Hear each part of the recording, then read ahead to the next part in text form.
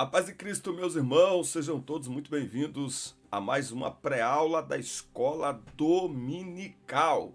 Sou o presbítero Denis Pereira, professor da EBD há mais de 25 anos e é um prazer recebê-los semanalmente por aqui para prepararmos as aulas das classes de pré-adolescentes, adolescentes, juvenis, jovens e adultos. Por isso, se você não está inscrito no canal ainda, inscreva-se e ative as notificações. Dá like no vídeo e deixa seu comentário, que é muito importante para nós. Na descrição dos vídeos tem todas as minhas redes sociais, inclusive link para grupos no WhatsApp. Temos 6 grupos no WhatsApp com professores de todo o Brasil compartilhando aí o conteúdo da EBD da semana.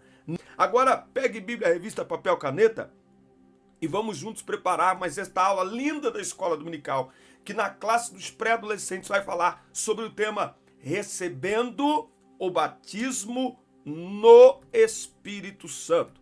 Recebendo o batismo no Espírito Santo. Tá? A primeira lição, essa revista, ela vai, vou usar aqui uma linguagem, né? Vai destrinchar aí o assunto do batismo com o Espírito Santo. Nós vamos falar sobre a promessa do derramamento, o poder do alto no dia de Pentecostes, o poder no Espírito, na vida de Pedro e João, na vida de Paulo, na casa de Cornélio, em Éfeso, enfim, vai ser um conteúdo abençoador demais e, portanto, novamente, é uma lição que ensinará aos nossos alunos e a nós também sobre esse tão excelente conteúdo. Eu gosto quando esse tipo de conteúdo ele é esmiuçado para trazer a uma linguagem mais simples, não simplista, mas à altura deste público menor, não é? Porque os pré-adolescentes ainda estão naquela fase interessante da vida, de descobertas, porque ao ensinar os pequeninos, nós também aprendemos, isso é maravilhoso. A primeira aula vai trazer o tema a promessa do derramamento do Espírito Santo. O texto para esta lição está em Joel 2, 28 e 29. O texto em destaque está no versículo 28. O Senhor diz ao seu povo: depois disso, eu derramarei o meu espírito sobre toda a carne, ou sobre todas as pessoas. Os filhos e as filhas de vocês anunciarão a minha mensagem, os velhos sonharão, e os moços, os jovens, terão visões. Os objetivos desta lição é destacar a promessa do Espírito anunciada pelo profeta Joel, entender que os evangelhos apontam para o batismo no Espírito Santo e apontar que a promessa do revestimento de poder está disponível a todos os que creem. Lembrando que aqui na revista, na seção material didático, este material didático aqui é o que você usa para fazer a dinâmica, tá? Aqui tem o material didático que você vai precisar usar. E aí lá embaixo, na seção refletindo, você tem como você vai fazer essa dinâmica. No material didático é o material que você vai usar, na seção refletindo como você vai fazer, tá bom? Bom, nesse trimestre nós vamos aprender então sobre o batismo no Espírito Santo. Nós veremos que é uma promessa profetizada abertamente pelo profeta Joel, antes de Cristo vir, e que se cumpriu, ou alguns estudiosos dizem que começou o seu cumprimento em Atos dos Apóstolos, tá? Ele foi derramado plenamente e ele continua sendo derramado sobre aqueles que creem. Há alguns até que dizem que nós vamos viver antes do arrebatamento um grande derramar do Espírito, tá? Bom, tópico 1, uma promessa para os últimos dias. A promessa do Espírito é uma bênção que está disponível a todos que aceitam a Jesus como único e suficiente Salvador. Tá? Então, o batismo com o Espírito Santo está disponível para todos os crentes. Tá? Bom, o batismo no Espírito Santo, ele foi profetizado. Então, ele é fruto de uma promessa. Tá? Lá no livro de Joel, Joel deixou claro, Deus falando por intermédio de Joel, que viria sobre todos, jovens, velhos, servos e servas, e que este derramar do Espírito manifestaria dons, como sonhos, visões, revelações e maravilhas, certo? Então veja, foi feita uma promessa lá no Antigo Testamento. No entanto, essa promessa feita e que se cumpriu em Atos 2, no próprio livro do Atos 2 vai mostrar que esta promessa não foi apenas para aquele tempo, mas que esta promessa é para os nossos dias também. Ou seja, a promessa é atual. A promessa é atual. Ela não ficou restrita ao início da igreja, como muitos querem ensinar. Não. A promessa do batismo com o Espírito Santo, ela é atual. Ela continua evidente. Ela continua se manifestando. E o texto para a gente dizer isso está aqui, ó, em Atos 2:39. Porque a promessa é para vós, para vossos filhos, para todos que estão longe, todos quantos o Senhor nosso Deus chamar. Não o nosso Deus chamou, aí estaria no passado. Não, o nosso Deus chamar. Deus continua chamando pessoas ainda hoje? Sim. Então a promessa do batismo com o Espírito Santo é para os dias de hoje. O que é o batismo com o Espírito Santo? Nós vamos falar em outras aulas. Por isso é importante não perder aí a sequência das aulas. A promessa também, ela é para todos. Ela é para todos. A vinda do Espírito Santo no dia de Pentecostes marcou para sempre a história da igreja. Esse revestimento de poder não ficou restrito aos que estavam presentes ali naquele dia, ou a uma classe de pessoas. Não, o batismo com o Espírito Santo é para todos. Não tem, assim como a salvação, não tem classe, não tem cor de pele, não tem nacionalidade, é para todos os que creem, certo? Inclusive uns que dão mancada, que nós vamos ver que batismo com o Espírito Santo não é sinal de santificação nem de santidade, ok? É dom, dom é presente, dom não é aprovação de caráter, ok? Mas nós vamos ver isso nas próximas aulas, amém? Então, ó, a promessa é para todos, anote aí, a promessa é para todos, o batismo é para todos, o cumprimento é para todas as pessoas que pela fé creem em Cristo Jesus como Senhor e Salvador de suas almas. Tópico 2, a promessa do Espírito nos evangelhos, tá? Então, nos evangelhos, nós temos aí algumas confirmações dessa promessa, né? Não que Deus precise confirmar o que ele promete, porque ele é fiel para cumprir, mas para nos lembrar daquilo que ele já prometeu. João Batista foi o profeta enviado por Deus diante do Messias. Ele batizava aqueles que o procuravam para o arrependimento. João, no entanto, declarou que viria alguém depois dele que os batizaria com outro batismo muito especial. E ele vos batizará com o Espírito Santo e com fogo, tá? Então veja, se João está batizando ali por imersão, e ele diz, depois de mim vem outro que vos batizará, ele não está falando do mesmo batismo, ele está falando de outro batismo. João Batista sabia que sua missão era batizar com água, porque o batismo com água é batismo para o arrependimento. Ele não gera o arrependimento, mas ele manifesta um coração arrependido, tá? Mas ele diz que o batismo realizado pelo Messias seria com o Espírito Santo e com fogo. O seu papel era ser a voz do deserto, preparando ali o caminho do Senhor. João viu o cumprimento da promessa e a voz de Deus confirmar que Jesus, seu filho, seria o batizador. Então, quando ele vê Jesus vindo para ele, ele escuta uma voz. Ele já tinha sido avisado que sobre quem você vir descer o Espírito, esse é o que batiza com o Espírito Santo. Então, quando João identifica Jesus ali, eis o Cordeiro de Deus, tira o pecado do mundo, ele também está apontando para aquele que batiza com o Espírito Santo, né? Então, vale aqui lembrar um refrãozinho aqui, um parênteses aqui. Quem batiza com o Espírito Santo não é o pregador. Quem batiza com o Espírito Santo não é o pastor. Quem batiza com o Espírito Santo é Jesus que batiza com o Espírito Santo, né? Muitas vezes a gente chega em lugares que as pessoas colocam um tema sobre o batismo com o Espírito Santo, mas não há uma preparação. As pessoas acham que é só colocar o tema do batismo com o Espírito Santo e chamar um pregador pentecostal. Não. Quem batiza com o Espírito Santo é Jesus. O pregador pode ajudar nesse processo se houver uma preparação da igreja local. Se ele pode ajudar, ele pode ser um instrumento que Deus vai usar.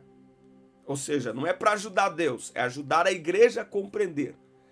É muito interessante a gente falar sobre isso, porque no texto de Atos 2, a Bíblia deixa claro que eles estavam reunidos no mesmo lugar. Essa palavra ali, reunidos, não é apenas reunidos fisicamente, espiritualmente, emocionalmente, mentalmente, eles estavam ali no mesmo propósito, ok? No mesmo propósito. No Evangelho de Lucas, lembrando, é Jesus que batiza. Encontramos o registro do momento em que Jesus deixou claro aos discípulos que eles deveriam permanecer em Jerusalém até que do alto fossem revestidos de poder. E no livro do Atos, Jesus deixa muito claro que é o derramamento, que é o revestimento de poder, que nos dá poder para sermos suas testemunhas em Jerusalém, Judéia e Samaria, ou seja, do menor para o maior, do micro para o macro, do local para a área externa, tá? No Evangelho de João, isso também ficou claro, tá? João,